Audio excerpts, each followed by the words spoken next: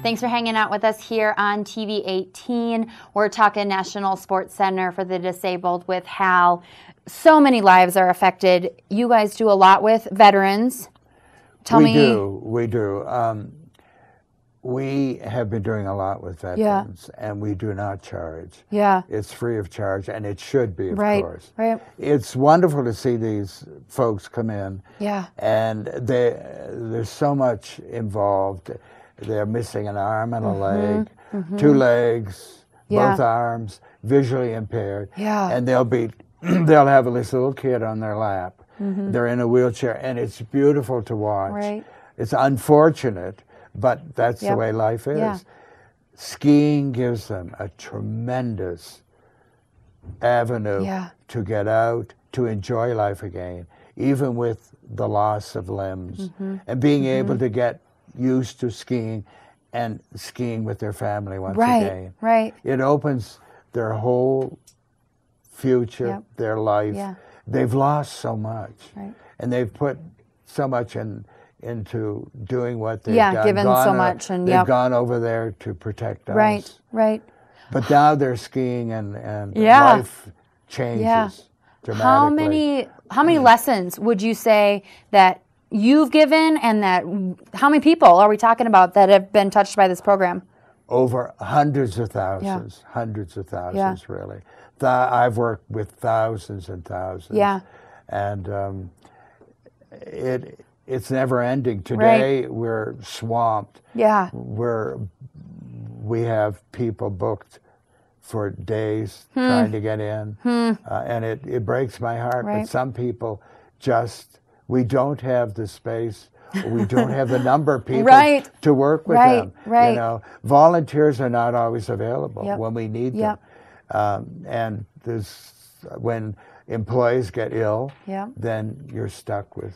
Right. But we do manage, and it's not something that we can't make work. And today it's going to shine, and they're going to love it, and they'll be out there smiling and yelling and skiing as well as everyone else, and making everyone else look good. Yeah, life-changing for those people. Dramatically so. Yeah.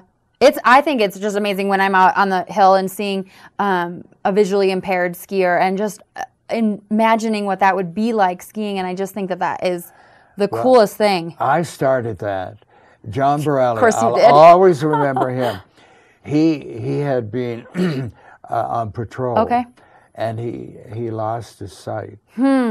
Overnight, he wakes up and he's blind. Oh my gosh. So he came up, and he was difficult. He's an Italian. Wonderful. Italians are wonderful people, but they're pretty strong. Right. Anyway, I took him out and started teaching him to ski, and he became quite brilliant at skiing, racing. And one day we came off the hill, and this person came up to me and said, "How do blind people ski?" And I said, "Ask him, he's blind."